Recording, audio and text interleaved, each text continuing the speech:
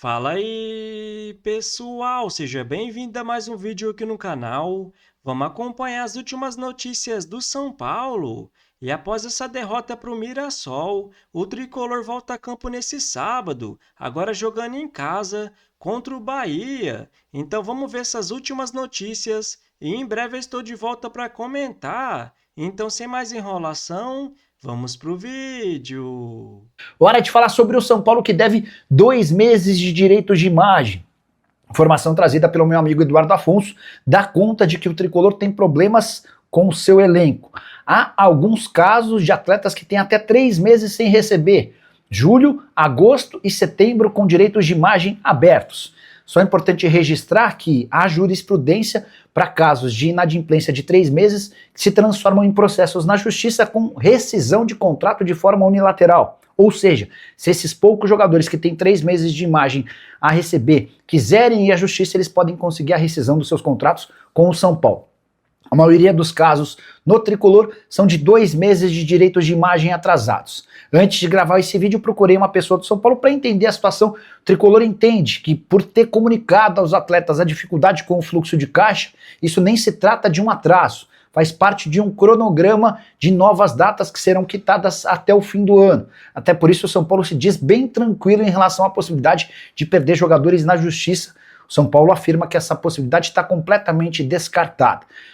Já havia contado para vocês no último sábado sobre a intenção do presidente Júlio Casares em aumentar o prêmio em caso de classificação para a Libertadores da América via Campeonato Brasileiro. Essa também é uma outra medida para tentar garantir um pouco mais de conforto aos jogadores que têm sido parceiros em relação a esses atrasos. Só para completar, em relação a Júlio Casares, presidente do tricolor promete passar da expediente todos os próximos dias na Barra Funda.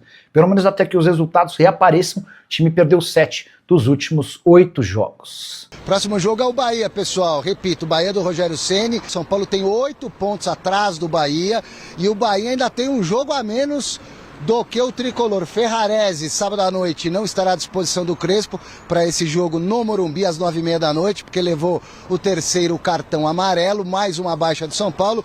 Mas de todos aqueles 11 jogadores no departamento médico, tem um que talvez volte, porque já está no estágio um pouco mais adiantado de recuperação física, ele que vem de lesão muscular. O zagueiro Tolói.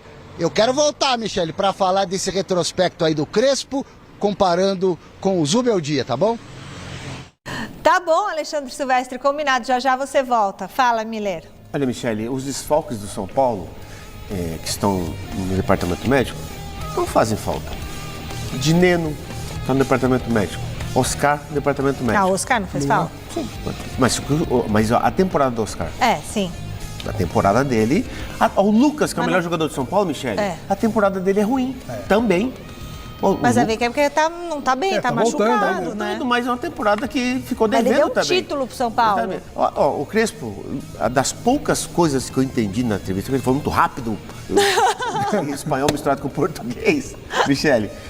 Olha, o treinador, quando tenta se justificar... Muito.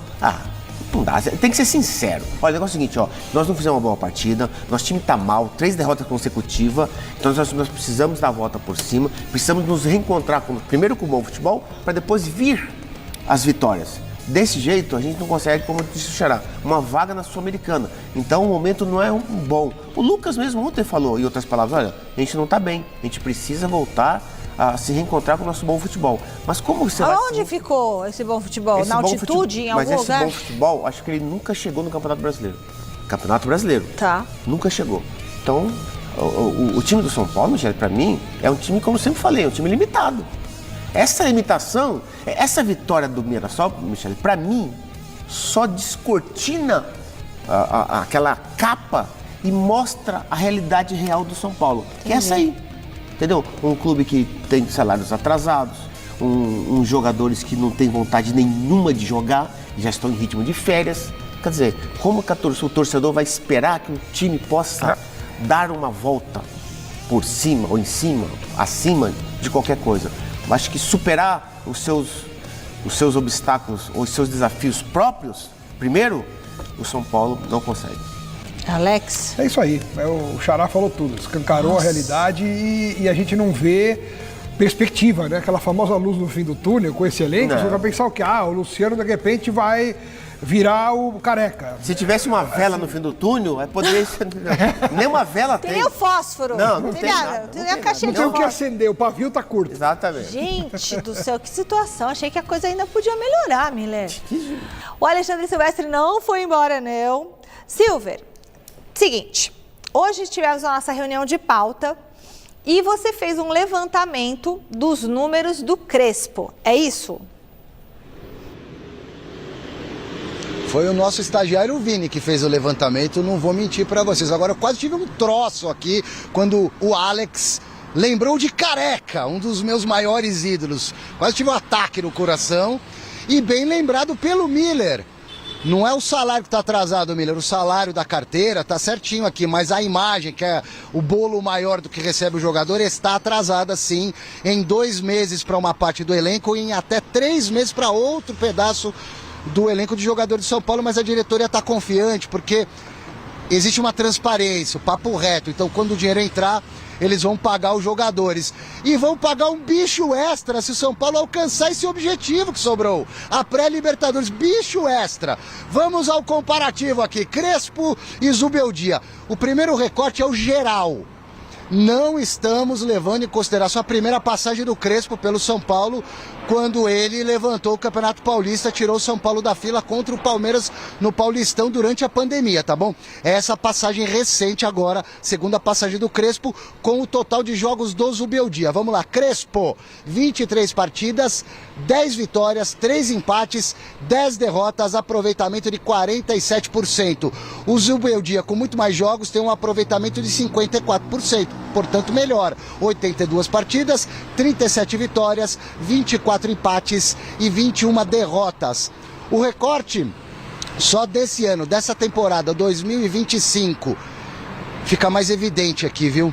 23 jogos, na frieza dos números. Crespo, 23 jogos, 10 derrotas. Vamos simplificar a conta. Em 23 jogos, o Crespo perdeu 10 vezes. E em 34 jogos do Zubeldia em 2025, ele perdera 8.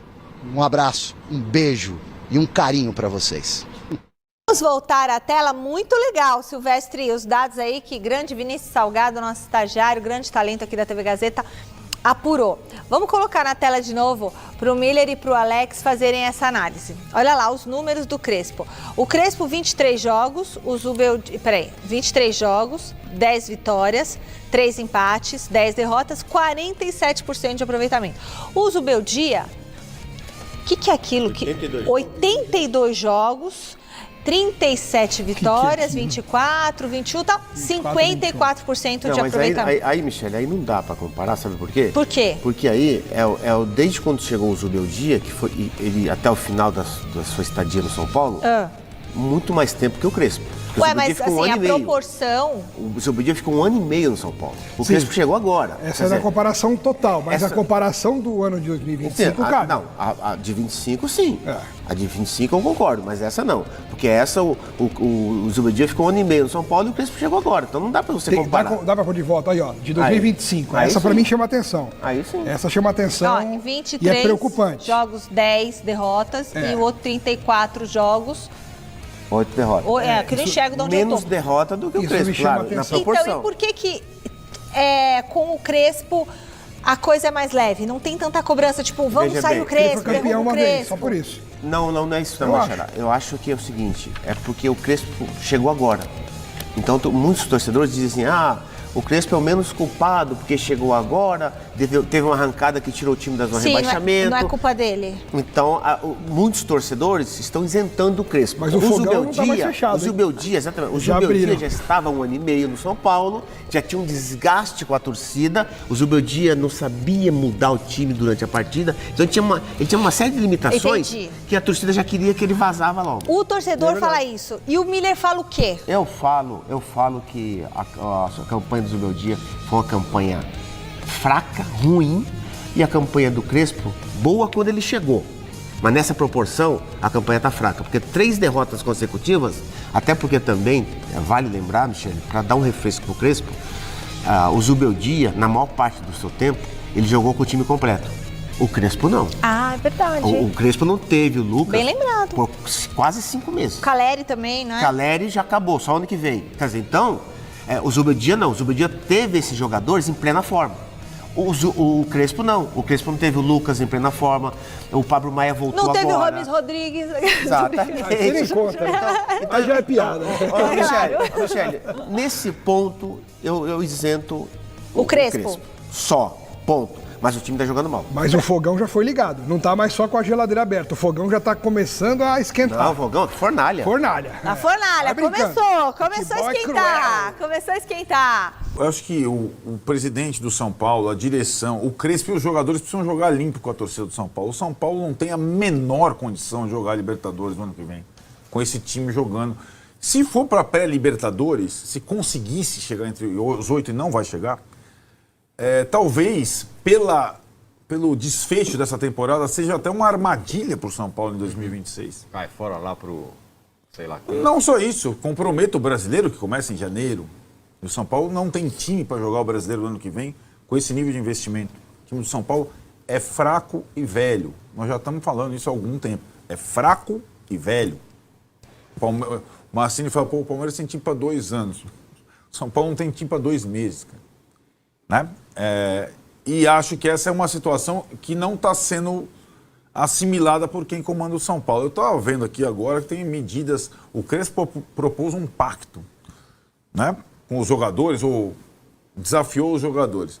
O presidente Júlio Casares anunciou que vai despachar a partir de amanhã no centro de treinamento da Barra Funda.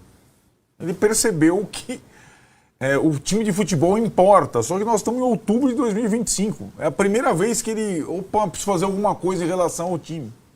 Tarde demais, Júlio Casares. Vai levar o superintendente Márcio Carlo Magno para despachar junto com ele lá na Barra Funda. O que significa isso? Que ele está trocando o comando do futebol?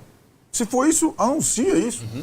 Você, não tem time que faz isso? Presidente que adora fazer isso. No Corinthians, então, isso é de lei. Sai o diretor estatutário, o presidente acumula as coisas. Não é isso? O Corinthians faz isso toda hora. Então assuma que faça isso. Ah, não, porque direitos de imagem estão atrasados. Estão atrasados desde o início da gestão Casares. Faz 5 anos que os direitos de imagem estão atrasados. Então, a administração de São Paulo ruiu. Ainda faltam 14 meses para acabar essa administração. Isso que me causa a espécie, que será dela até lá. Isso vai ter um efeito cascata contagiante em relação a todo mundo que trabalha no São Paulo. E chegou ao técnico e aos jogadores. Desde o jogo com o Grêmio, isso para mim está claro. E, sinceramente, é aquilo. Quanto antes, estou falando isso há 3 semanas. Depois do jogo com o Palmeiras, então, porque parecia que tinha tido uma reação, né, depois do Fortaleza, mas não se consumou. Quanto antes chegar a 45 pontos, tem um monte de clube falando assim. O Atlético está falando isso, o Inter está falando isso, até o Santos, de certa forma. Quanto antes chegar a 45 pontos, melhor. E quanto antes pensar no que quer o São Paulo para o seu futebol no ano que vem, melhor também. Porque o ano que vem pode ser mais difícil. Se os 4 clubes que subirem para a Série A mirarem um pouco o que o Mirassol fez, o tipo de planejamento, e tem um exemplo a ser seguido, está atrás de você, o Reinaldo está atrás de você. Pode ser ainda mais difícil a Série A do ano que vem. Né? E aí acho que é onde mora o perigo. De resto, time completamente abatido, completamente simpático, né? Já que o Crespo falou que o São Paulo era antipático, conseguia competir. E foi uma presa fácil. Não fosse o Rafael, teria sido goleado, uma goleada histórica. O Mirassol meteu 3 em um monte de gente. É um ótimo time, não discuto isso, né? Que é um bom time, é bem treinado, que encaçapou todo mundo lá em Mirassol, está invicto no seu estádio, só ele e o Flamengo. Mas a partida do São Paulo foi vergonhosa, né? Inclusive dos jogadores mais importantes que não estão conseguindo jogar nada. Então vamos comentar sobre essas últimas notícias do São Paulo. E após mais uma derrota pelo Campeonato Brasileiro, o tricolor volta a campo nesse sábado, agora jogando em casa contra o Bahia. Um jogo fundamental para o São Paulo ganhar os 3 pontos e ainda continuar sonhando com uma vaga na próxima Libertadores. ou pelo menos na pré-Libertadores. Porque se o Cruzeiro ganhar a Copa do Brasil, que é muito provável, vai abrir um G7. E se Palmeiras ou Flamengo ganhar a Libertadores, que eu espero que não aconteça, vai abrir um G8.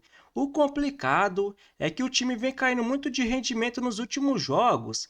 E não adianta a gente criticar apenas o Hernan Crespo. Claro que ele também tem muita culpa. Vem escalando muito mal o time e mexendo mal, na minha opinião. Mas vários jogadores vêm caindo muito de rendimento. E os que chegou para resolver, no caso do Oscar, do Wendel, do Luiz Gustavo, do Lucas Moura, a maioria só fica machucado e quando joga não decide. E alguns outros, como o Luciano, por exemplo, que via sendo muito decisivo, caiu muito de rendimento. Aí fica mais difícil, né, galera?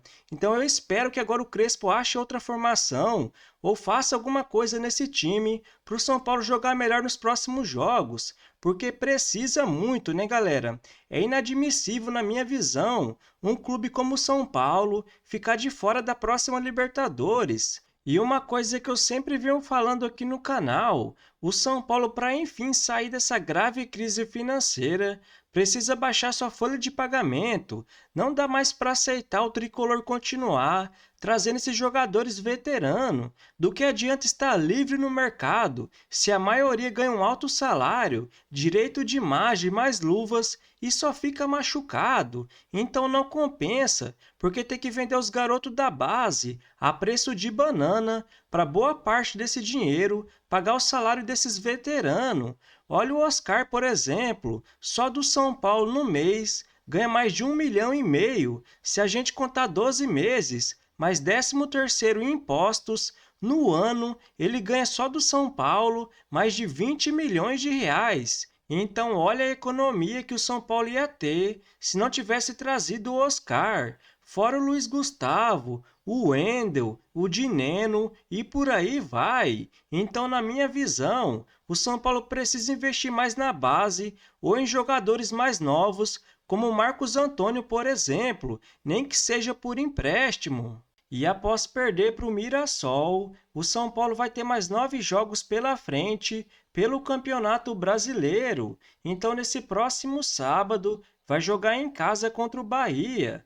No dia 2 de novembro, fora de casa contra o Vasco. No dia 5, vai jogar em casa contra o Flamengo. No dia 8, joga em casa novamente, agora contra o Red Bull Bragantino. Mas lembrando, tanto contra o Flamengo e o Bragantino, o São Paulo vai jogar na Vila Belmiro.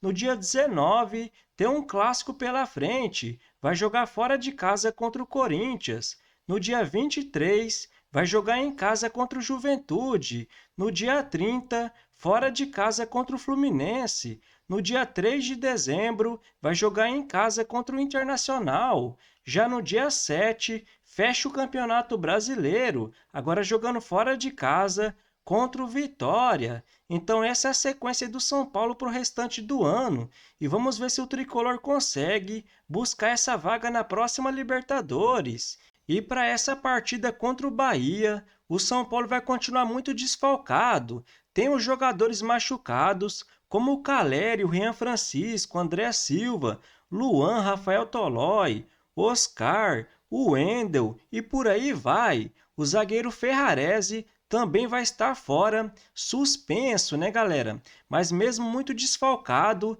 na minha visão, o São Paulo tem muita chance de vencer em casa o Bahia. Então, se você curtiu o vídeo, deixa seu like, se inscreva no canal e até a próxima!